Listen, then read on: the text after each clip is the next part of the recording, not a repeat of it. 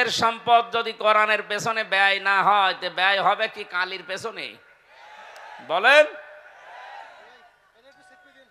যত নবী এসেছিল তারা এই স্বীকৃতি দিয়েছে। আল্লাহ পাক বলেন যে মানুষগুলো স্বীকৃতি দেবে না, ফাইন তাওয়াল্লাউ ফাকুলু শাহাদু, হে নবী যে মানুষগুলো স্বীকৃতি দেবে না, ফাউলাইকা হুমুল ফাসিকুন, ওই মানুষগুলো পাপাচারী। বলেন নাউজুবিল্লাহ। কোনদিনই আয়াত যতবার পড়েছি আমি ততবারই আমার ভেতরে ওতাল পাতাল চিন্তা ভাবনা এসেছে, আল্লাহ নবী যদি এখন থাকতেন, যত বড় বড় নবীর নাম আমরা কোরআনে পড়েছি, 25 জন নবীর নাম পেয়েছি। মুসা নবীর মতো এত বড় পাওয়ারফুল নবী যিনি আল্লাহর সাথে কথা বলতেন, হযরতে ঈসা যাকে রুহুল্লাহ বলা হয়, আল্লাহর ফিকে দেওয়া রূহ, হযরতে আদম যাকে সফিউল্লাহ বলা হয়, হযরতে দাউদ আলাইহিস সালাম নবী আল্লাহ বলা হয়, ইব্রাহিম নবী খলিলুল্লাহ বলা হয়, ইসমাইল নবী সাবিউল্লাহ বলা হয়।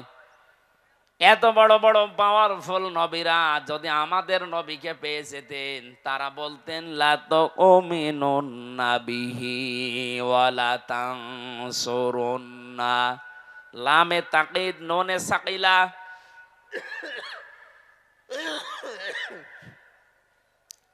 আল্লাহ বলেন তাদের দ্বারাও তাদের উপরে ঈমান আনা এবং তাকে সাহায্য করা, এই স্বীকৃতি আমি নিয়ে নিতাম এবং কি তারা স্বীকৃতি দিত। এখান থেকে আমি যেই শিক্ষাগুলো তাফসীর থেকে পেয়েছি, কোন মানুষ যদি আল্লাহর ঘোষণা দেয় কিন্তু রেসালাতের ঘোষণা না দেয়, ওই মানুষ কখনো কাঙ্ক্ষিত মানের আল্লাহর কাছে মনোনীত হতে পারে না। আর আল্লাহর কাছে যে মনোনয়ন পাবে না, সে জান্নাতেও যাবে না। আপনি এখনো আমার কথা ক্লিয়ার বোঝেননি আমি জানি, এই জন্য আরো অ্যাক্টিভ হওয়া লাগবে। এই আয়াতের তাফসিরে আমি যতগুলো মিলিয়েছি, মুফাসসির ইকরাম এদের এইভাবেই সাজিয়েছেন, আপনি খেয়াল করেন। এ বাংলাদেশের সাথে আমার যতটুকু বাস্তবতা দেখেছি, এ দেশের সাথে কোরআনের এই আয়াতটা একেবারে খাপের খাপ, মমতাজের বাপ মিলে যাচ্ছে। আমি কিন্তু প্রশ্ন করবো একটু পরেই, বিশেষ করে যারা আলেম আছেন তাদেরকে। এই পৃথিবীতে কেউ আল্লাহর একাত্মবাদের ঘোষণা দিয়েছে, কিন্তু ওই জামানায় যিনি প্রেরিত পুরুষ নবী বা রাসূল তাকে মানে নাই। এরকম যারাই জীবনে করেছে, আল্লাহ পাক তাদের হেদায়েত দেয়নি, বেঈমান অবস্থায় মরণ দিয়েছেন। এটার বহু সাক্ষী আছে দুনিয়ায়। এই যে ফেরাউনের নাম শুনি আমরা, এই লোকটা যখন মারা যাচ্ছিল, হাত্তা ইযা দারাকাহুল গরক ক্বালা আমানতু আন্নাহু লা ইলাহা ইল্লাল্লাযী আমানাত বিহি বানু ইসরাঈল, ইলা আখির আয়াত। সূরা ইউনূসের 90 নম্বর আয়াতে আল্লাহ বলেন, ও যখন ডুবে যাচ্ছিল, ও তখন এই ঘোষণা দিয়েছে, আমি ঈমান আনলাম ওই আল্লাহর উপরে যার উপরে বানি ইসরাঈলরা ঈমান এনেছে। ওয়া আনা মিনাল মুসলিমিন, আমি তো মুসলমান। এরপরও ফেরেশতারা আমারে পানিতে চোবাই কেন? জবাব দিয়েছে মুফাসসিররা, খেয়াল করবেন আলেম ভাইরা, জবাব দিচ্ছেন মুফাসসির। ফেরাউনের মুখের উপরে জিবরাইল ফেরেশতা কাদা পর্যন্ত দিয়েছিল। এই কারণ সে আল্লাহর একাত্মবাদের ঘোষণাটা দিয়েছে, কিন্তু ওই জামানায় যিনি আল্লাহর পাঠানো প্রেরিত পুরুষ নবী আর রাসূল, তার নাম আমরা সবাই জানি, মুসা আলাইহিস সালাম। কথা বলেন না কেন? হযরতে মুসাকে সে কিন্তু স্বীকার করে নাই। ও যদি ওই সময় বলতো লা ইলাহা ইল্লাল্লাহ মুসা কালিমুল্লাহ, আল্লাহ ওরে মাফ করে দিত। কিন্তু রেসালাতের ঘোষণা দেয়নি। শুধু আল্লাহর একাত্মবাদের ঘোষণা দিয়েছে। আপনাকে যদি ইমানদার হতে হয়, অবশ্যই অবশ্যই ওই জামানায় যিনি প্রেরিত পুরুষ থাকে তাকেও মেনে নেওয়া লাগবে। আমাদের এই জামানায় যিনি আল্লাহর পক্ষ থেকে প্রেরিত পুরুষ, কিয়ামত পর্যন্ত যার নাম আমরা জানি, মুহাম্মাদুর, আরো বলেন মুহাম্মাদুর, জবান খুলে বলেন মুহাম্মাদুর রাসূলুল্লাহ। আমি কেন বললাম বাংলার সাথে মিলে যায়? এই বাংলাদেশে বহু মানুষ আমরা দেখতে পাচ্ছি, এদেরকে যদি জিজ্ঞাসা করেন ওরা বলবে আমরা কি নামাজ পড়ি না, রোজা রাখি না, হজ করে এসেছি, আমরা দান সাদকা করি।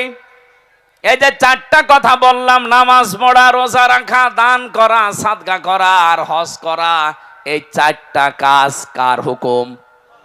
আরো জোরে বলেন।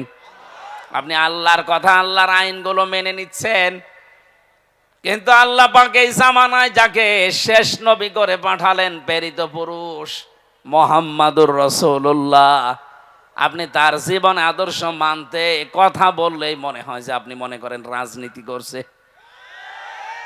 আরে ভাই, নবীজি নিজে প্রেসিডেন্ট ছিলেন, রাজনীতি না করলে উনি প্রেসিডেন্ট হইলেন কি করে? আমাদের যিনি প্রেসিডেন্ট আছে চুপ্পু মিয়া, উনি কয়েকদিন আগেই ঘোষণা দিয়েছে আমাকে ঠেলা দিয়ে ফেলে দেওয়া যাবে না, আমি রাজপথ থেকে উঠে এসেছি।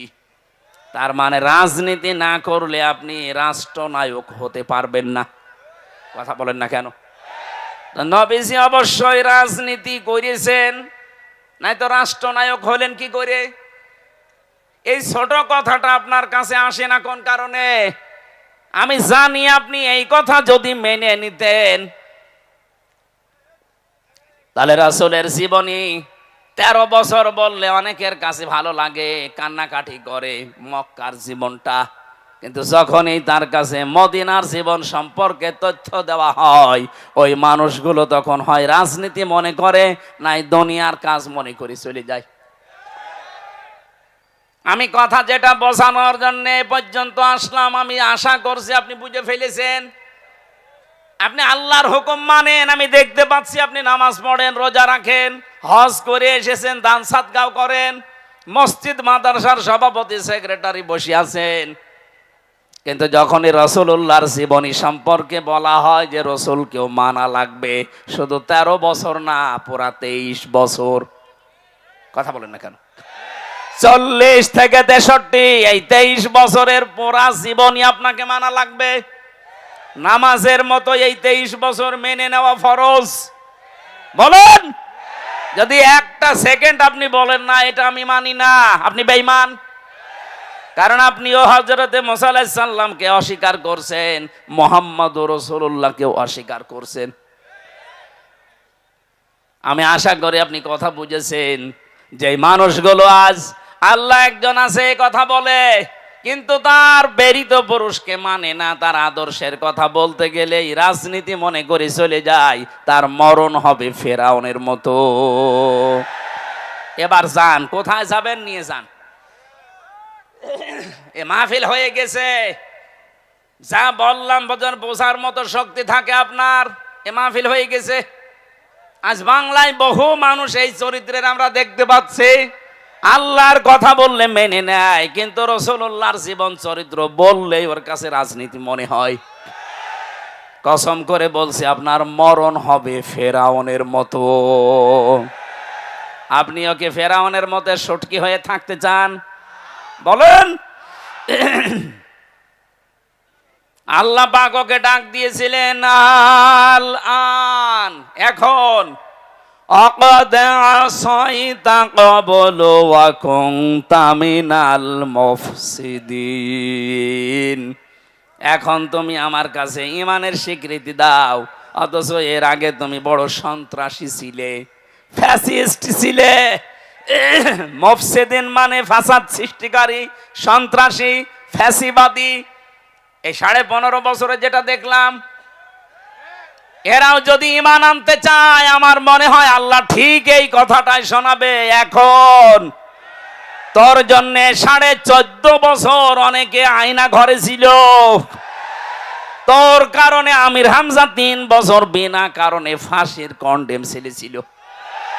এ কথা আল্লাহ বলতে পারে না? আপনাকে রাগ হয়ে গেল? আমি ভুক্তভোগী এই কারণে বললাম। আমি যখন নিজে দেখেছি ওই মাটির নিচে এত বড় বড় নখ হয়ে গেছে এক একজনের, চুল দাড়ি গব মনে হচ্ছে জঙ্গল থেকে বেরিয়ে আসতেছে।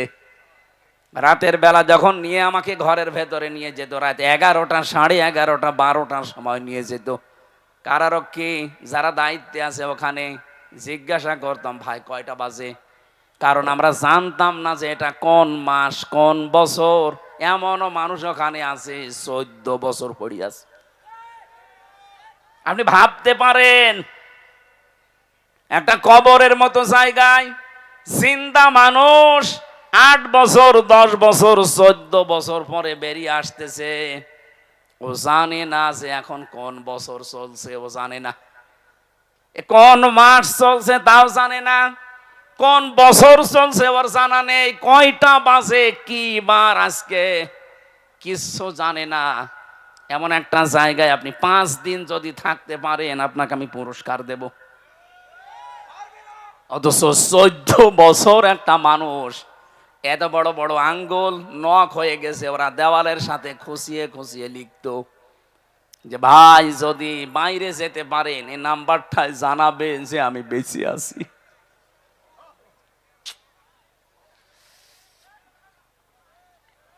এত বড় কাজ আপনার করার পরও এখনো পর্যন্ত কোনো অনুশোচনা নেই, এখনো পর্যন্ত আপনি কোনো অনুতপ্ত হন না। আপনার বৃদ্ধি দিন যাচ্ছে আরো বাড়তেছে। নিজে নিজে মোবাইল রেকর্ড করে উল্টা পাল্টা কলগুলো মানুষের কাছে ছড়িয়ে আরো বিশৃঙ্খলা তৈরি করছেন। আপনাকে কে বলেছে গাইবান্ধার যুবলীগের এই নেতার কাছে কল দিতে? জীবনে তার খোঁজ নিয়েছেন কোনোদিন? আজকে বিপদে পড়েছেন, ঠেলায় পড়ে ঢেলায় সালাম করছেন। আপনার এই কলগুলো আমার মনে হয় যিনি দায়িত্বে আছে বাংলাদেশের উপদেষ্টায়, প্রধান উপদেষ্টার উচিত যারা এদেশে বিশৃঙ্খলা তৈরি করতে চায়, সন্ত্রাসী কর্মকাণ্ড উস্কে দিতে চায়, তাদের ওইগুলো যেন বন্ধ করা হয়। এই কলগুলো কোনো দরকার নেই, কারণ দেশের যার দ্বারা উপকার হয় না তার দরকার কি? এদেশ থেকে আমরা যাদেরকেই বাইরে পাঠাই, মাসে মাসে তারা রেমিটেন্স পাঠায়, টাকা পাঠায়। আপনি আজ 3 মাস গেছেন 1 টাকাও পাঠাননি। 1 টাকাও দিয়েছে? 1টা টাকাও দেয়নি। কি করছেন আপনি ওখানে? অন্তত যা আছে বিক্রি করে টাকাগুলো পাঠাতে পারেন না? আমার চাচা আছে, আমার দাদা আছে সৌদি আরবে, প্রতি মাসে মাসে তারা দেশের জন্য টাকা পাঠায়, রেমিটেন্স যোদ্ধা বলা হয় তাদেরকে। এমনকি অন্তর্বর্তীকালীন সরকারের প্রধান উপদেষ্টা সহ যারা আছে তারা এখন এই রেমিটেন্স যোদ্ধাদের জন্য বিমানবন্দরে আলাদা ফ্যাসিলিটি দিচ্ছে। আপনি কোন কারণে 3 মাস বসে আছেন, 4 আনাও পাঠান না? কি হবে আপনারা দিয়ে? আমি আশা করব সেই কয়দিন আছেন 3 মাসের হিসাব করে প্রতি মাসে অন্তত 20,000 করেও টাকা পাঠান। 1টা টাকাও পাঠান না। আন্দাজে শুধু দেশে কি করে আরো গন্ডগোল তৈরি করা যায়, বিশৃঙ্খলা তৈরি করা যায়। এভাবে যদি চলতে থাকেন আপনার মরণ হবে ফেরাউনের মতো। ওকে আল্লাহ যেমন বলেছিল আল আন, এখন তোর কারণে হাজারো বান্দা বান্দি দুনিয়ায় আসতে পারে নাই। 70,000 বনি ইসরাইলের শিশুদেরকে তুই হত্যা করেছিস। 7 জন সব চাইতে যারা ঈমান এনেছিল 7 জন জাদুকরকে তুই হত্যা করেছিস। শুধু হত্যা না, মেরে ফেলার আগে হাত পা বিকলাঙ্গ করে বিপরীত দিক থেকে কেটে দিয়েছিস। আমি হিসাব করলাম সূরা শুআরার এই তাফসিরে আয়াতটা পড়ার পর কোরআনে কারিমে আল্লাহ লামে তাকিদ দিয়েছেন যারা ঈমান এনেছিল মুসা নবীর প্রতি, ওই জাদুকরদের ভেতরে 7 জনকে সে অঙ্গ কেটে দিয়েছিল বিপরীত দিক থেকে, 1 হাত আর 1 পা। এই কথা বলছেন এখন? যারা আলেম আছে এনারা তো জানবে, 7 জন মানুষকে তার অঙ্গ হানি করার কারণে ফেরাউন আজ ইতিহাস হয়ে আছে। অথচ এই লেডি ফেরাউন, এর কারণে 2227 জন এই হাত কেটে ফেলা লেগেছে, পা কেটে ফেলা লেগেছে। কারণ এমন ভাবে গুলি করেছে, গুলি বের করার জন্য পা কেটে ফেলা লাগবে। 7 জনকে বিকলাঙ্গ করার কারণে যদি ফেরাউন ইতিহাস হয়ে থাকে, 2227 জন মানুষের হাত, পা, চোখ, এমনকি অন্ডকোষ পর্যন্ত উড়ে গেছে। এ কত বড় ফেরাউন! এরে যদি আল্লাহ হেদায়েত দেয়, আমার মনে হয় ফেরাউনকেও হেদায়েত দেওয়ার দরকার ছিল। কারণ সেও এরকম আয়না ঘর বানায়নি। এই কথা বলেন না কেন? তার শাস্তির কথা আমরা পড়েছি হাদিসে, কোরআনে, কিন্তু আয়না ঘরের কথা পড়িনি। দেখি ইতিহাস বানিয়ে গেলেন আপনি। হয়তো আপনি আর 5-7 বছর 10 বছর পরে মরে যাবেন, কিন্তু কিয়ামত পর্যন্ত আপনার নামটা মানুষ নিলেই ফেরাউনের মতো, হামানের মতো ঘৃণা করে নেবে।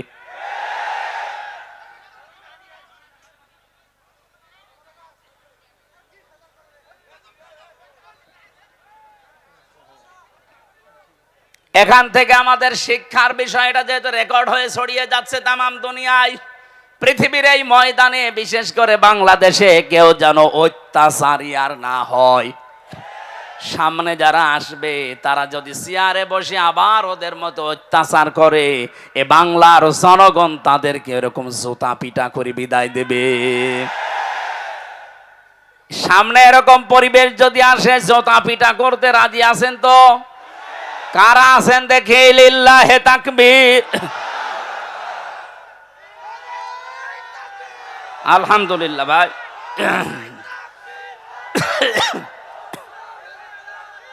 এই আওয়াজ বন্ধ করেন, কথা অনেক গুরুত্বপূর্ণ কথা আছে সামনে।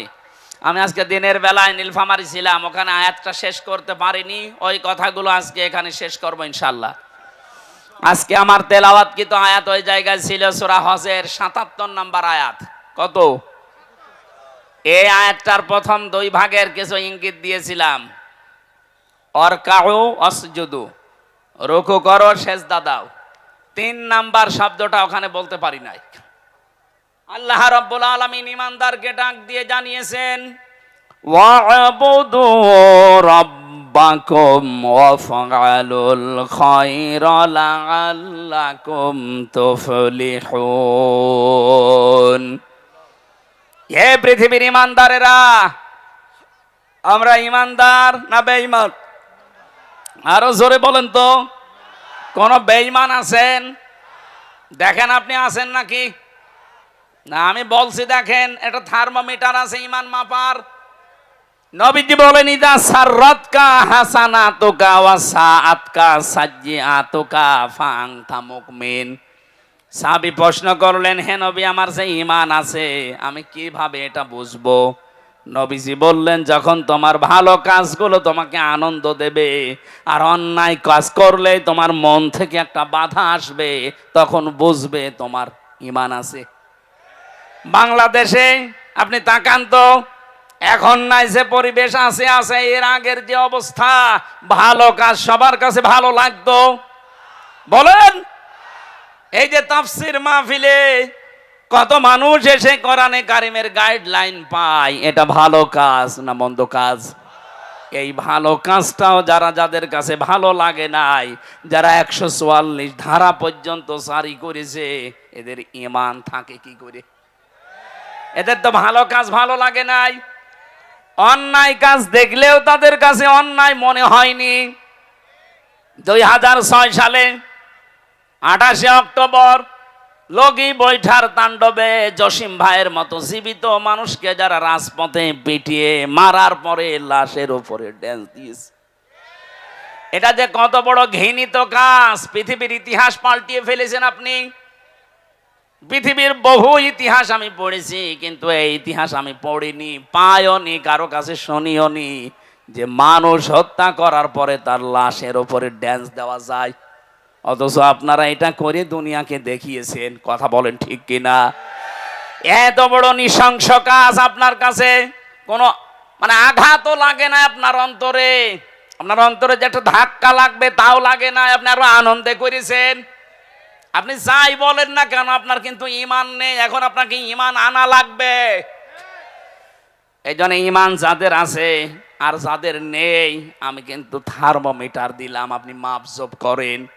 আল্লাহ এরকম ঈমানদার যারা ভালো কাজ দেখলে আনন্দ লাগে, অন্যায় দেখলেই তাদের বাধা দেয়, মন থেকে কষ্ট লাগে। নবীজি বলেন ফাংতা মুকমিন, তখন তুমি বুঝবে তোমার ঈমান আছে। এরকম ঈমানদারকে ডাক দিয়ে আল্লাহ এখানে 4টা কথা জানিয়েছেন। রুকু করো, সেজদা করো, আমি আল্লাহর ইবাদত করো, আর ভালো ভালো কাজের আঞ্জাম দাও, আশা করা যায় তোমরা সফল হবে। এটা বাংলা অর্থ ছিল। এবার আমরা ব্যাখ্যায় যাচ্ছি। যেহেতু প্রথম 2টা আমি বলেছি, ওখানে ওটা রিপিট করতে চাই না। 3 নাম্বার, ওয়াবুদু রাব্বাকুম, তোমরা ইবাদত করো তোমাদের রবের। কার? আরো জোরে বলেন। শব্দটাই ইবাদত। ইবাদত ব্যাপক অর্থবোধক একটা শব্দ। এটা শুরু হয় মানুষের জীবনে নিজের কাছ থেকেই। আমি পড়া কোরআন শরীফ এই যে সামারাইজ করে করে করে করে 9টা ইবাদত মিলিয়েছি আমাদের পুরা জীবনে। যদি ইবাদতগুলো আমাদের পুরা জীবনে আমরা সেট করতে পারি, এর পরের শব্দটা যাওয়ার সময় দেখবেন একটা আলাদা অনির্বচন সুখ আপনি পাবেন। দেখেন এই শব্দের দিকে খেয়াল করে। আল্লাহ রাব্বুল আলামিন বলেন তোমাদের ইবাদত করা লাগবে তোমাদের রবের। কেন? ইয়া আইয়ুহান নাস উবুদু রাব্বাকুমুল্লাযী খালাকাকুম ওয়াল্লাযীনা মিন ক্বাবলিকুম লাআল্লাকুম তাত্তাকুন। মণ্ডলী, তোমরা ইবাদত করো ওই রবের যিনি তোমাদেরকে বানিয়েছেন। আমাদেরকে বানিয়েছেন কে? এই পৃথিবীতে এখন 4,500 ধর্মের লোক আছে। যে যেই ধর্ম মেনে চলে সে ওই ধর্মের একজন দেবতাকে অবশ্যই মানে না। মানে না? আপনি হিন্দুদেরকে বলেন, ওরা বলবে না যে আল্লাহ আমাকে বানিয়েছে। হ্যাঁ, ওরা বলবে ওদের যে দেবতা আছে 33 কোটি। কত? এর ভেতরে 12 মাসে ওরা 13 পূজা করে। ওই সমস্ত দেবতাদেরকে ওরা সৃষ্টিকর্তা মনে করে। কিন্তু আমরা যারা ঈমান আমাদের আছে, আমরা মুসলিম, আমরা বিশ্বাস করি আমাদেরকে বানিয়েছে। আরো জোরে বলেন। এদেশে একজন পাগল ছিল, আমি নাম নিলাম না, ও বলতো না মানুষ হিসাবে আল্লাহ আমাদেরকে বানিয়েছেন, এটা আমরা মানি না, আমরা এসেছি বানরের কাছ থেকে। আমাদের পূর্বপুরুষকে বানর বলেন, নাউজুবিল্লাহ। এই দেশের মানুষকে এই শিক্ষায় শিক্ষিত করার জন্য শিক্ষা ব্যবস্থায় পর্যন্ত এইটা দেওয়ার চেষ্টায় ছিল। সে পাগল এখন পালিয়েছে, কোথায় আছে খুঁজে পাওয়া যাচ্ছে না। ষাঁড়, ওর নাম সার না, ষাঁড়। জাফর ইকবাল কি সুন্দর নাম দিয়েছেন। অথচ এদেশের মানুষকে বেঈমান বানানোর জন্য, আল্লাহ ভোলা বানানোর জন্য বহু চেষ্টা চালিয়েছে, কিন্তু সফল হতে পারেনি। আমাদেরকে বানিয়েছেন কে? শুধু আমাদের না, আমাদের পূর্বপুরুষ যারা, আমাদের আদি পিতা হযরতে আদম থেকে শুরু করে সবাইকে কে বানিয়েছেন? আল্লাহ পাক বলেন তোমাদের সবাইকে আমি বানিয়েছি। এটা যদি সত্যি বাস্তবতায় নিয়ে যেতে পারো, আশা করা যায় তোমরা আল্লাহ ভীরু হতে পারবে। এখানে কয়েকটা উদাহরণ আল্লাহ নিজের থেকে দিচ্ছেন।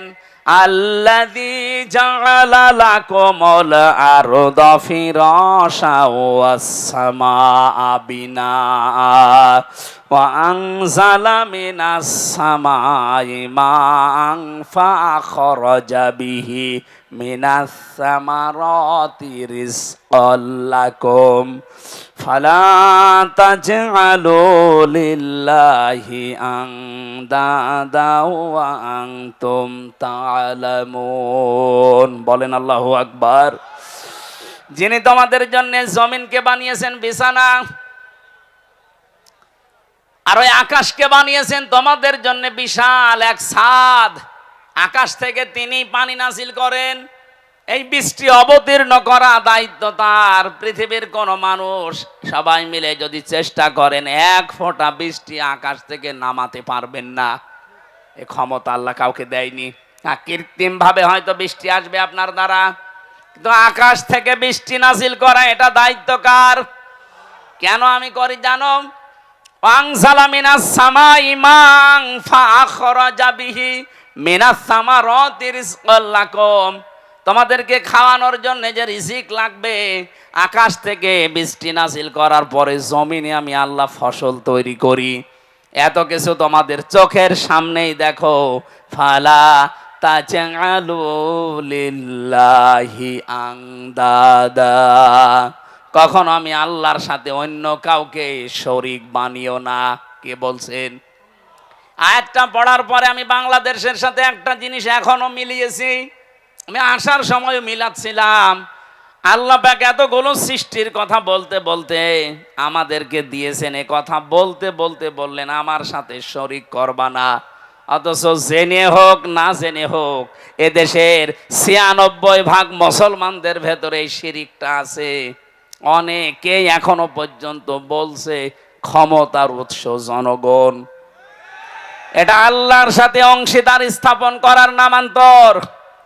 এক কথা বলেন না কেন? ক্ষমতার উৎসকে যারা এই কথা মানেন না, বিশ্বাস করেন না,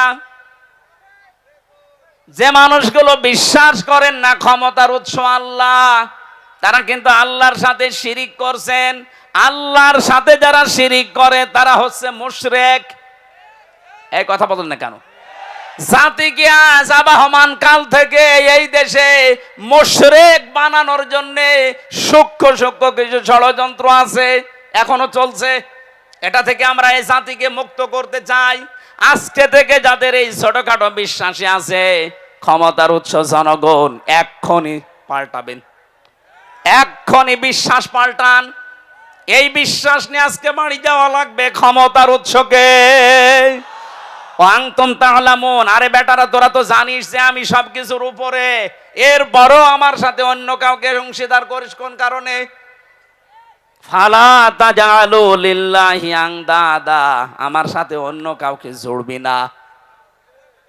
এমনকি আরো কিছু শিরিক এই দেশে আছে, যারা আল্লাহর নামের সাথে অন্য কাউকে ডাকেন, এইটাও শিরিক। ওয়াদারুল্লাযীনা ইলহাদুনা ফি আসমাই। আল্লাহর নামকে তোমরা এলহাদ করবা না, উল্টা পাল্টা করে ডাকবা না, পরিবর্ধন করে দিবা না। বাংলাদেশে বহু জেলাতে এখন এই জিকির হয়। আল্লাহ আল্লাহ আল্লাহ জিকির করার পরে ইয়ালি বাবা, শালি বাবা, কেবলা বাবা, কেল্লা বাবা, ফতে বাবা, এগুলো চলছে না। এগুলো যে প্রকাশ্য শিরিক, আল্লাহর সাথে অন্য কাউকে জোড়া যাবে না।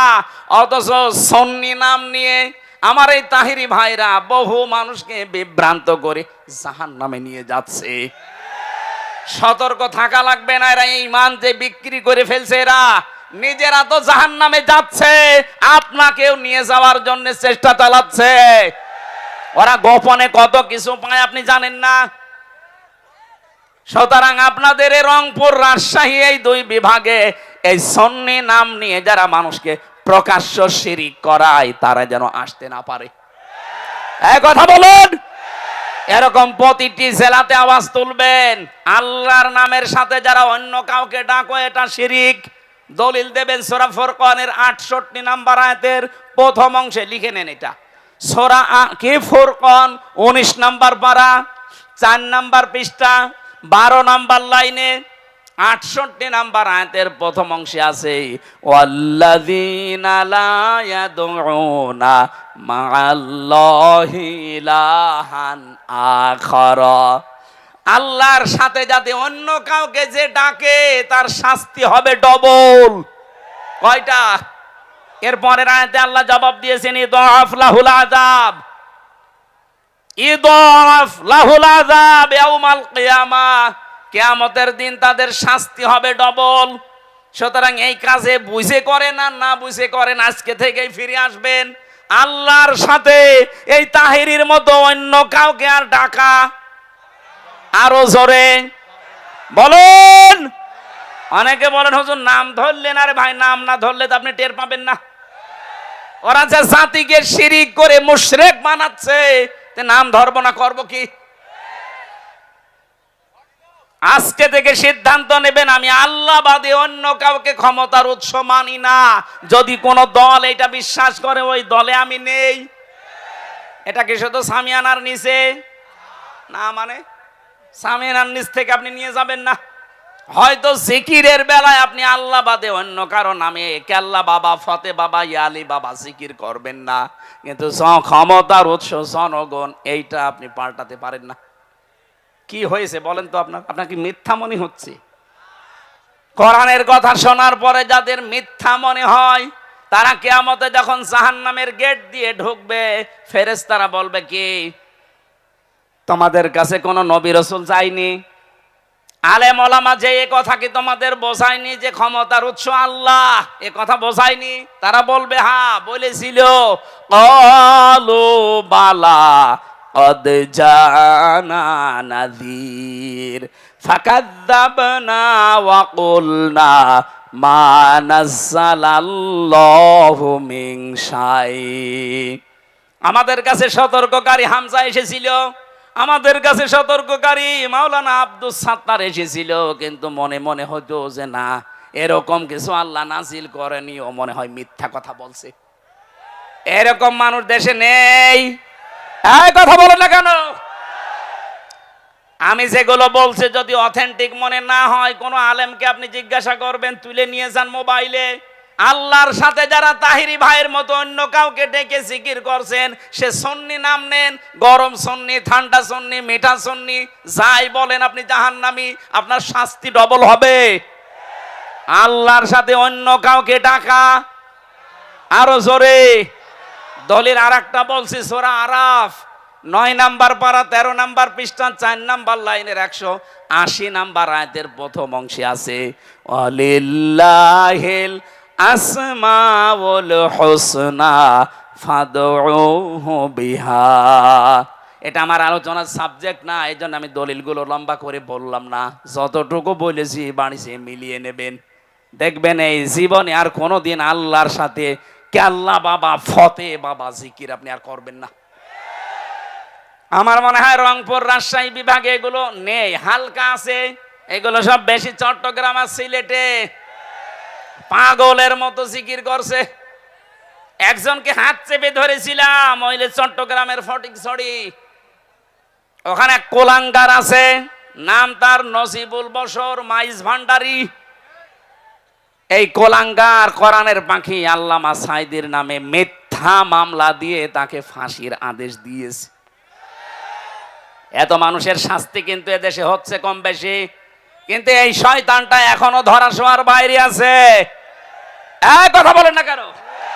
চাঁদপুরের আর একজন ছিল আমার সাথে জেলখানায়, তথাকথিত ভণ্ড পীর, মাজার ব্যবসায়ী।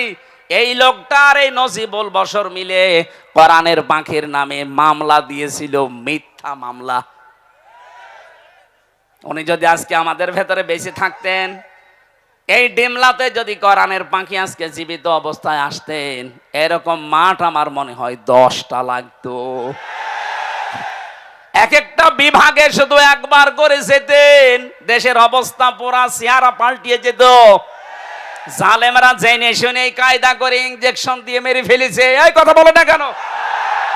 যাদের কারণে এই কাজ ঘটেছে, আমরা চাই এই দুই কোলাঙ্গারের ফাঁসি এই জমিনে হোক।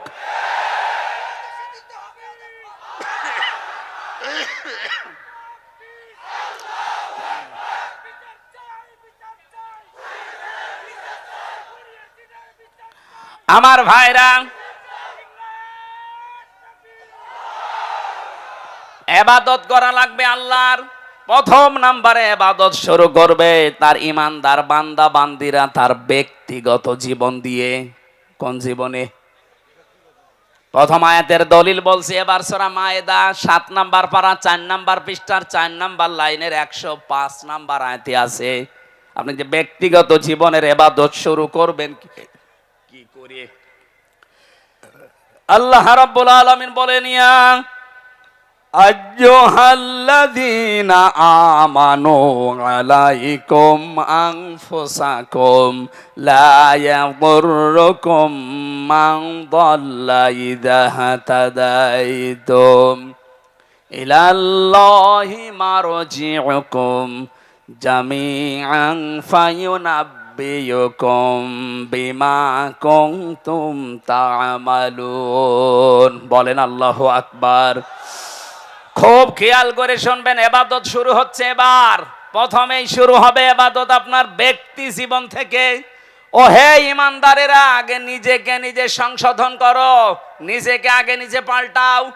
আজকে এখান থেকে আপনি নিজেকে শুরু করবেন ইবাদতেই নিয়ে আসার। ইবাদত মানে শুধু বসে বসে হু হু করা না, আচ্ছা নিজেকে পাল্টাতে হবে। নিজেদের বিশ্বাস, আকীদা, নিজেদের ঈমান যা আছে উলট পালট এক্ষুনি সংশোধন করা লাগবে। কোন মানুষ যখন নিজেকে পাল্টাতে আরম্ভ করে, এইরকম পবিত্র অবস্থায় যখন বিছানায় পড়ে মরণের বিছানায় কাতরাবে, ফেরেশতারা আসবে। এই তথ্যটা আছে সূরা নাহালের ৩২ নম্বর আয়াতে, আল্লাযীনা তাতাওয়াফাহুমুল মালাইকাতু তাইয়্যিবিনা ইয়াকুলুনা সালামুন আলাইকুম উদখুলুল জান্নাতা বিমা কুনতুম তা'মালুন।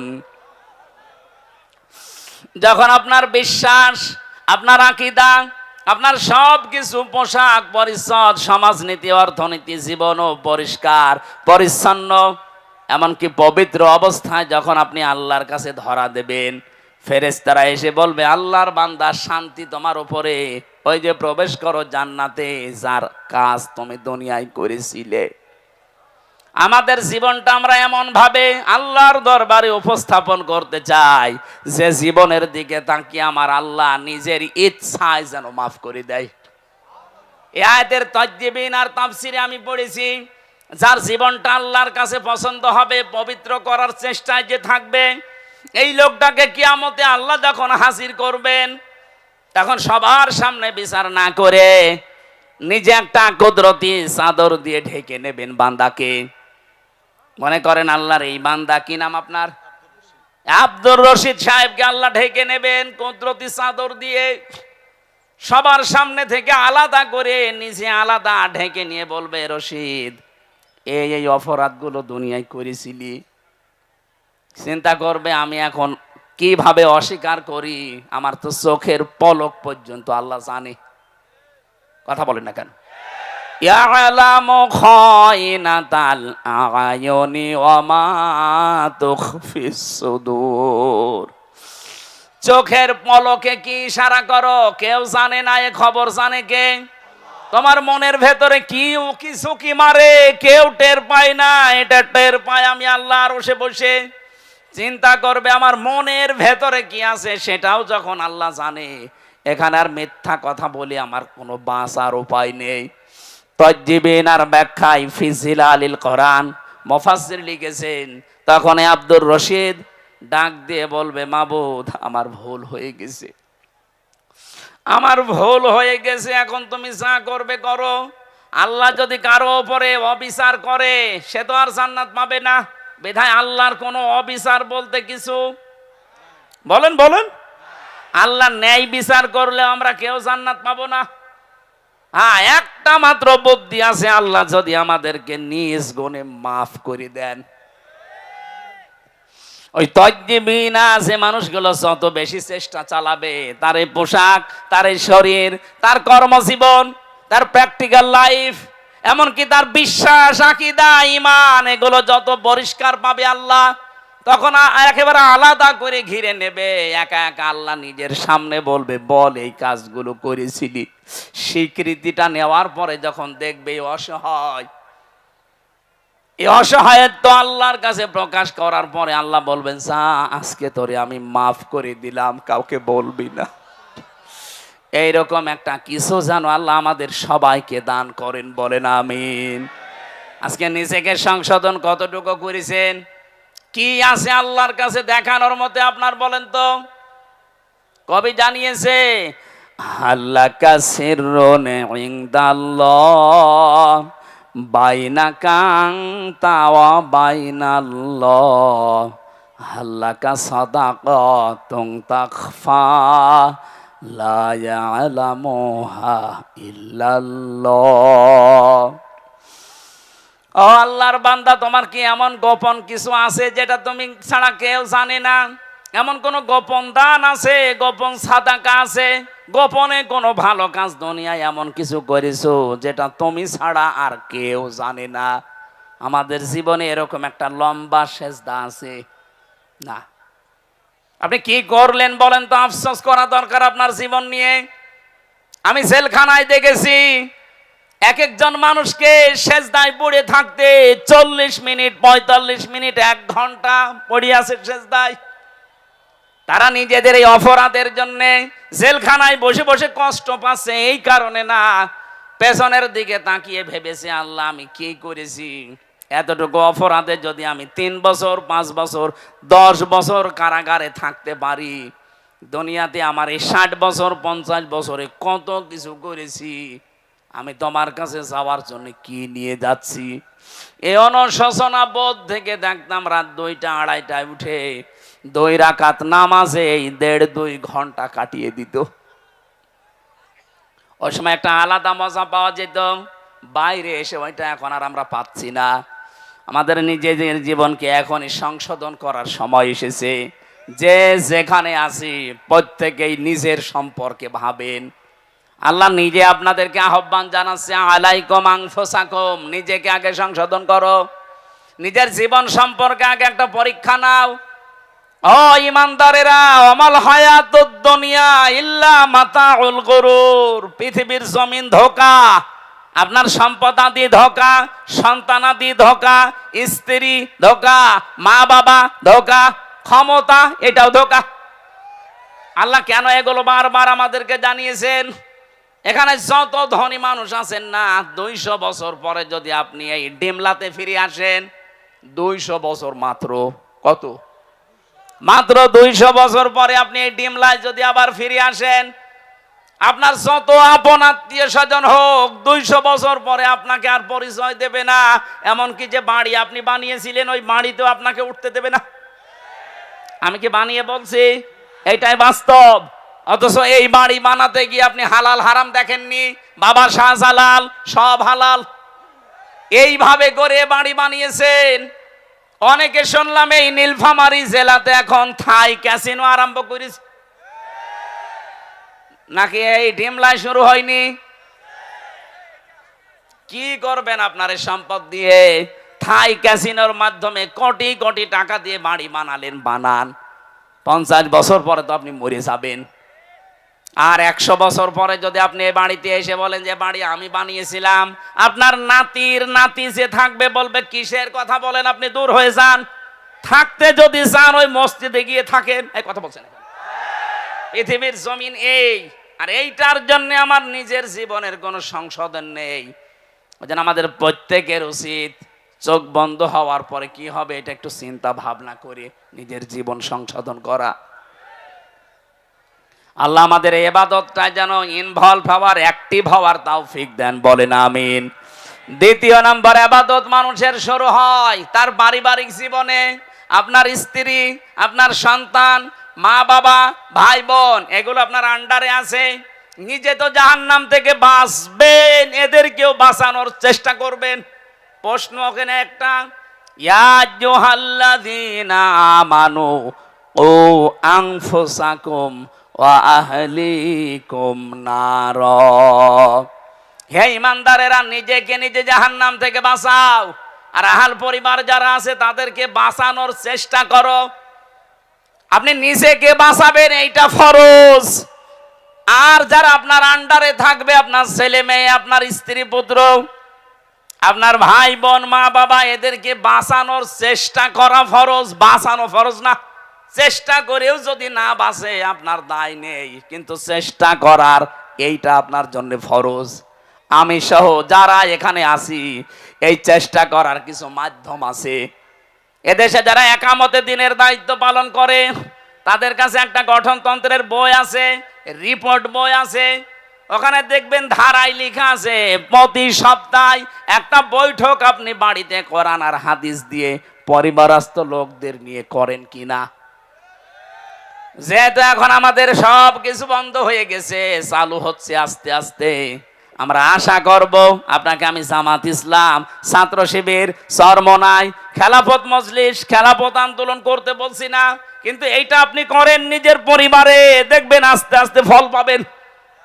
নিজের স্ত্রীকে, নিজের ছেলে মেয়েকে, মা বাবাকে, যাদের সাথে আপনার পর্দা, অন্তত যাদের সাথে মেলামেশা করা, দেখা সাক্ষাৎ করা জায়েজ আছে, পরিবারস্থ লোকদেরকে নিয়ে সপ্তাহে একদিন বা 2 দিন একটু আধা ঘন্টা 1 ঘন্টার জন্য বসবেন, কোরআনের কোনো তাফসির খুলে শোনাবেন, হাদিস শরীফ থেকে কিছু শোনাবেন, আস্তে আস্তে 1-1.5 মাস সময় নেন, দেখবেন পরিবর্তন আসতে আরম্ভ হয়েছে। আপনার পরিবারের যারা দুনিয়াদার ছিল আস্তে আস্তে আখিরাতের দিকে ঝুঁকবে। এটা আমার বানানো নিয়ম না, কোরআনে কারিমে নিয়ম আল্লাহ দিয়েছেন। আমি তাফসির থেকে লিখেছিলাম, আল্লাহ রাব্বুল আলামিন বলেন 3 নাম্বার ইবাদত হবে তোর সামাজিক জীবনে। সামাজিক জীবনের ইবাদত সূরা নিসার 36 নাম্বার আয়াতে আল্লাহ জানিয়েছেন, ওয়া'বুদুল্লাহা ওয়ালা তুশরিকু বিহি শাইআ ওয়া বিল ওয়ালিদাইনি ইহসানা। আল্লাহর ইবাদত করো, শরীক করবা না তার সাথে। আর মা বাবা যাদের আছে তাদের সেবা করো, তাদের পেছনে খরচ করো। এ কথা কার? আরো জোরে।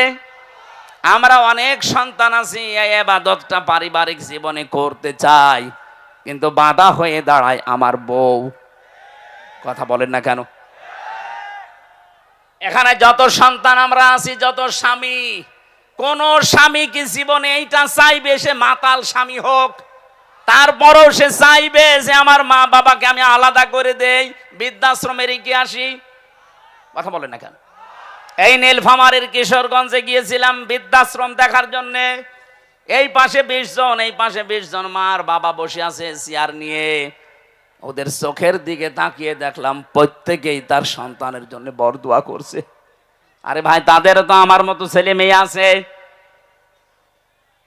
হ্যাঁ, এখানে একটা মাসলা আছে। আপনার যে বউ, এই বউ যদি আপনার মা বাবার সেবা না করে, তাদের পেছনে খরচ না করে, তাহলে সেই মেয়েটার গোনা হবে না? পুত্রবধূর এটা দায়িত্ব না, ফরজ না? আর তার নৈতিক একটা দায়িত্ব আছে, সে যদি করে সওয়াব পাবে, না করলে গোনা নেই। কিন্তু মা বাবার সেবা করা, তাদের পেছনে খরচ করা, তাদের পেছনে সময় দেওয়া, এটা আমি সন্তান, আমি ছেলে হই আর মেয়ে হই, আমার প্রতি ফরজ। এই ফরজ দায়িত্ব আমরা ভুলে যাচ্ছি কোন কারণে? এটা যে ইবাদত অনেকে আমরা জানি না। মা বাবার সাথে হাসি মুখে কথা বলা ইবাদত। নবীজি বলেন, মা বাবার দিকে যদি কেউ রহমতের নজরে তাকিয়ে থাকে, সে একটা নফল হজের সওয়াব পায়। আমরা তাকিয়ে থাকি মা বাবা বাদ দিয়ে শ্বশুর শাশুড়ির দিকে। কথা বলে না কেন? সম্মানিতা মা বোনেরা, আপনাদের ইবাদত বলছি এবার। অনেক মেয়ে আছে তারা মনে করে নামাজ পড়ি, রোজা করি, কালো বোরকা পরি, আমি জান্নাতে যাব না। যাবে কে? না। কোন স্বামী, যেমন আমি সবার পক্ষ নিয়ে বলছি, এখানে যত স্বামী আছে শুধু এই কয়জন না, এটা রেকর্ড হচ্ছে। 18.5 কোটি মানুষ বাংলাদেশে এখন। যত স্বামী, প্রত্যেকটা স্বামীর পক্ষ থেকে আমি হামজা বলছি, প্রতিটি স্বামী চায় বিয়ের পরে আমি খেয়ে থাকি না খেয়ে থাকি, আমার মা বাবা আমার সাথে থাকবে। এটা চাই কারা কারা? দেখি হাত তোলেন তো। এই ক্যামেরা ওইদিকে মারো, আরো ক্যামেরা মারো, দেখো কার স্বামী হাত তুলিস। এই কথা বোঝা লাগবে। বসেন বসেন, এবার বসেন। সম্মানিতা মা বোনেরা, শুধু ওয়াজ শুনতে আসা না, এটাই আপনার জীবনের প্রথম ওয়াজ, আসল ওয়াজ, এইটাই শেষ ওয়াজ। আপনি নিজের মা বাবাকে যেইভাবে মনে করেন, যেভাবে উদারতা দেখান, শ্বশুর শাশুড়িকে আপনি সহ্য করতে পারেন না, তাদের কিছু হলেই স্বামীর কানে কানে তুলে দেন। আপনি মানুষ। জীবনে জান্নাতের ঘ্রাণ পাবেন না। আর আমি স্বামী হিসাবে বলছি, কোন স্বামীর মন তার স্ত্রী 100 ভাগ পাবে না যতদিন পর্যন্ত এই স্ত্রী তার স্বামীর মা বাবার সাথে ভালো ব্যবহার না করবে। কিন্তু এখন এমন জামানা, সহ্যই করতে পারে না। নিজের মা বাবার হাজারো ভুল হয়, কিচ্ছু বলে না। আর স্বামীর মা বাবার পান থেকে চুন খসলেই স্বামীর কানে কানে তুলে দেয়। এই কথা বলছে না? এরকম পুত্রবধূ দেশে নেই। এটা ছোট মনের বউ, এই ন্যারো মাইন্ডের বউ আমরা চাই না। কার কার বউর এরকম মন ছোট, হাত তোলেন তো। এই না না, আপনি হাত তুলছেন কোন আশায়? বাড়ি গেলে আজকে আপনাকে থাকতে দেবে? বলে তোর ওয়াজ শোনাচ্ছি, দাঁড়া, তোর খাটের নিচে থাকাবে না। মা বোনেরা, আমি আপনাদেরকে অনেক ভালোবাসি। আমি চাই না আপনি এই ছোটখাটো বিষয়ের জন্য জাহান্নামী হয়ে যান। আজ বাংলাদেশে আমার মনে হয় 100 জনের 95টা পুরুষ মানুষ মানসিক রোগী হয়ে যাচ্ছে এই ছোট বিষয়ের কারণে। আপনি ছাড়ই দিতে চান না, অথচ নামাজ পড়ে, রোজা রাখে, কালো বোরকা পরে। আপনি কি কিসের জন্য নামাজ পড়েন? আপনারা নামাজ নিয়ে কি আল্লাহ ধুয়ে খাবে? কিসের রোজা রাখেন, কিসের কালো বোরকা পরেন? পারিবারিক জীবনে শ্বশুর শাশুড়িকে নিজের মা বাবার মতো দেখা, এটা ইবাদত। এই ইহসানা, মা বাবার সাথে ভালো ব্যবহার করো, তাদের পেছনে খরচ করো সাধ্য মতো। দুনিয়াতে একটা জায়গায় আছে খরচ করার জন্য আল্লাহ যে সিরিয়াল দিয়েছেন কোরআনে সূরা বাকারার 215 নম্বর আয়াতে। এটা 2 নম্বর পারা, 12 নম্বর পৃষ্ঠা, 14 নম্বর লাইনে আছে, ইয়াসআলুনাকা মাযা ইউনফিকুন। হে নবী, ওরা জিজ্ঞাসা করে যে টাকা পয়সা আমি উপায় করা শিখেছি, এখন আমি ইনকাম করি, কোথায় খরচ করব? প্রথমে আপনি বলেন, কুল মান ফাকতুম মিন খায়রিন ফালিল ওয়ালিদাইনি ওয়াল আকরাবিন ইলা আখিরি আয়া। হে নবী, আপনার উম্মতদেরকে আপনি বলেন, তোমরা ভালো ভালো কাজে সম্পদ ব্যয় করবা, খরচ করবা। আর দুনিয়ায় যত ভালো কাজ আছে সব চাইতে আল্লাহর কাছে ভালো কাজ মা বাবার জন্য। প্রথমে আল্লাহ নাম দিয়েছেন মা আর বাবার। কথা বলেন না কেন? 2 নম্বরে নিকট আত্মীয় স্বজনের, 3 নম্বরে এতিম, 4 নম্বরে মিসকিন, 5 নম্বরে ইবনে সাবিল। এই যে যাদের নাম বললাম, এদের ভেতরে চরমনার নাম আছে, 8 রশির নাম আছে। কথা বলে না কেন? কোন কারণে নিজের মা বাবা, আত্মীয় স্বজন, এতিম, মিসকিন, অসহায়, এই 5টা সিরিয়াল বাদ দিয়ে একবারে আপনি বরিশালে চলে যান। আমি কথা বোঝাতে পেরেছি, এই জন্য আপনি চিল্লাচ্ছেন। এরপরেও যদি কেউ না বোঝার ভান করে থাকেন, আমার মনে হয় আপনার বিবেক মরে গেছে। সিরিয়াল কি আমি বানালাম? আমি আয়াত নাম্বার, পারা নাম্বার, পৃষ্ঠা নাম্বার, লাইন নাম্বার বলেছি, ইবনে কাসিরে আছে। এরপরও যদি কারো বিশ্বাস না হয়, হুজুর, প্রিন্সিপাল হুজুর জিজ্ঞাসা করেন, সিরিয়াল কি আমি বানালাম? স্যার, আল্লাহ বানিয়েছে। আপনি আল্লাহ সিরিয়াল বাদ দিয়ে মা বাবা বাদ, নিকট আত্মীয় স্বজন বাদ, এতিম বাদ, মিসকিন বাদ, ইবনে সাবিল বাদ, একবারে চলে যাচ্ছে উনি 8 রশি। আরে ভাই, 8 রশির নাম তো 6 নম্বরও নেই। কথা বলে না কেন? কোথায় পেয়েছেন 1 নম্বরে তাকে? জীবনে কোনোদিন এই যে শীত চলে আসছে, একটা কম্বল মাকে কিনে দেয় না, একটা চাদর কিনে দেয় না, আর গরুর গলায় দড়ি নিয়ে যাচ্ছে 8 রশি। ওইটা তো এক গরু, আর গলায় দড়ি নিয়ে যাচ্ছে যেটা, এটা ডবল গরু। এই পাগলামি সামনে থেকে আর করবেন? এটা একটা ইবাদত, ইয়ার কি মারা খেলাচোরা করার জিনিস না, এটা ইবাদত। এটা আজকে থেকে সাধ্যমতো মা বাবার পেছনে খরচ করবেন, কারণ 3টা জায়গায় খরচ করলে আল্লাহ ওই টাকার হিসাব নেয় না। 1 নম্বরে যারা জিহাদের ময়দানে খরচ করে, 2 নম্বরে যারা কোরআন প্রচারে খরচ করে, 3 নম্বরে যে মানুষগুলো এই পৃথিবীতে পরিবারস্থ লোক, মা বাবা, স্ত্রী, সন্তান, এদের জন্য খরচ করে, এই টাকার হিসাব আল্লাহ নেবেন না। তাই বলে বর জন্য, ছেলে মেয়ের জন্য বিশাল এলইডি টিভি কিনে আপনি একেবারে ওয়াইফাই লাইন লাগিয়ে শুধু উংলো উলঙ্গ নাচ দেখাবেন নাকি? শরীয়তের ভেতরে থাকতে হবে। 4 নম্বরে ইবাদত পেয়েছি আমি অর্থনৈতিক জীবনে। সূরা বাকারার 188 নম্বর আয়াতে আল্লাহ দলিল দিয়েছেন, এই যে সুদ, যেটা এলাকায় বহু মানুষ আমি জানি টাকা ছেড়ে রাখে, টাকা আসে। 1000 টাকা দিয়ে দেয়, মাসে মাসে 1100 টাকা করে পায়, 100 টাকা লাভ। না এলাকা আরো বেশি, 200 টাকা করে পান। এটা মায়ের সাথে জেনা করার গুনাহ আপনার আমল নামায় উঠতেছে। এই গুনাহ ছেড়ে দেওয়া লাগবে। কারা কারা এই টাকা ছেড়ে রাখেন, টাকা আসে, এটা আর নেবেন না? হাত তোলেন তো। ওরে আল্লাহ, এলাকায় এত মানুষ, নাউজুবিল্লাহ। আমি তো মনে করছিলাম নেই। না না, যারা হাত তুললেন অবশ্যই তারা এভাবে টাকা ছেড়ে রেখেছেন। টাকা যারা ছেড়ে রেখেছেন এক্ষুনি তাওবা করে ওই টাকা আসলটা নেবেন, ডবলটা নেবেন না। বলেন, এটা যে ইবাদত আপনি জানেনই না। ইসলামী অর্থনীতিতে ইবাদত আছে না নেই? মুশারাকা আছে, মুদারাবা আছে, মুরাবাহা আছে। এটা আবার এক একটা 6 প্রকার করে। ইসলামী ব্যাংকে যারা আছে এলাকায় দায়িত্বে, এ বাংলাদেশে যত ব্যাংক আছে সবচাইতে ইসলামী ব্যাংকে লেনদেন করা আপনার ইমানের জন্য সবচাইতে বড় দামি জিনিস, দামি জায়গা, দাবি জায়গা এটা। কারণ এটাকে এই জালেমরা ধ্বংস করে ফেলেছে। ৭৫,০০০ কোটি টাকা এখান থেকে এই জালেমরা মারিং কাটিং করিস। ইসলামী অর্থনীতি আবার জাগিয়ে তুলতে হলে ইসলামী ব্যাংক এই দেশে আবার জাগিয়ে তুলতে হবে। এটা ইমানের দাবি। এখন বলেন আমার সুদ নেই, সুদ নেই কোন ব্যাংকে বলেন? বাংলাদেশে 100% সুদ মুক্ত করতে হলে এই দেশে যাকাত ভিত্তিক অর্থনীতি কায়েম করা লাগবে। আর এইটা আমির হামজার ওয়াজে হবে, রাষ্ট্রীয়ভাবে আইন পাশ করা লাগবে।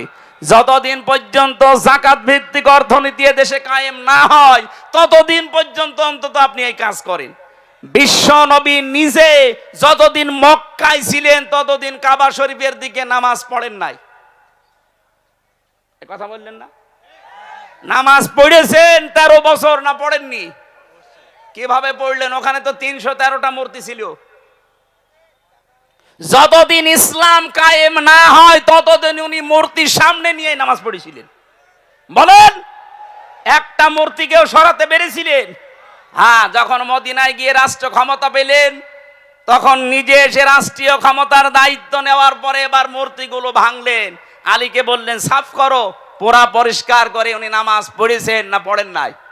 তাহলে যতদিন পর্যন্ত রাষ্ট্রে ইসলাম না আসবে, যাকাত ভিত্তিক অর্থনীতি কায়েম যতদিন দেশে না হবে ততদিন আপনি ইসলামী ব্যাংকে কারবার করেন, কোনো গুনাহ হবে না।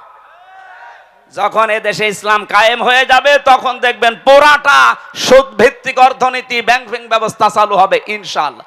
সৌদি আরব যদি চলতে পারে, কাতারে যদি চলতে পারে, এদেশে চলবে না মানে? রাষ্ট্রীয়ভাবে ইসলামটা এনে দেন। আফগানিস্তানে চলছে না ব্যাংক? সুদ আছে। আপনারাও তখন 1000 টাকা ছেড়ে রাখবেন, 100 টাকা বেশি পাবেন না। এই সিস্টেম থাকবে না। আজ অনেকে ভয় দেখাচ্ছে ইসলাম যদি কায়েম হয় তুমি কিন্তু ডাইল খেতে পারবা না, তোমার হাত কাটা যাবে। তার মানে আপনার চুরি করার অভ্যাস আছে, এই জন্য আপনার এত ভয়।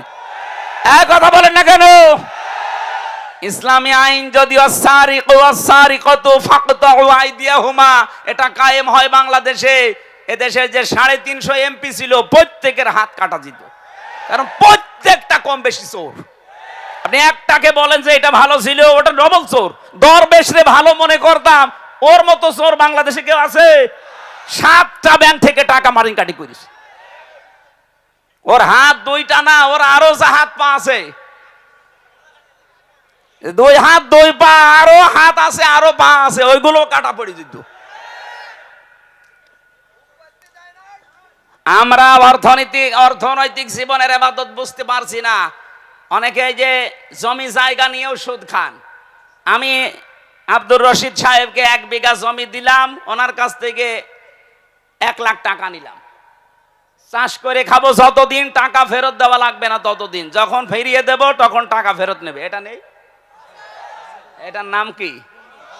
এই বন্ধকে যারা আছেন তারা সুদ খাচ্ছেন। হবে না। 2টা পদ্ধতি আছে, যদি মিটাতে পারেন তাহলে আপনার এটা জায়েজ হবে। 1 নম্বরে, যতদিন আপনি চাষ করে খাবেন ততদিন সরকারের খাজনা যেটা বছরে বছর ওইটা আপনি দেবেন, যে চাষ করে খাচ্ছে। আর যখন উনি আমার কাছ থেকে টাকা ফেরত নেবে তখন কমপক্ষে 8-10 হাজার টাকা কম নেওয়া লাগবে। আমার মনে হয় এটা লস হয়ে যায় বলে অনেকে করবে না। বাবা শাহজালাল জাতে মাতাল হলো, এরা তাহলে ঠিক আছে।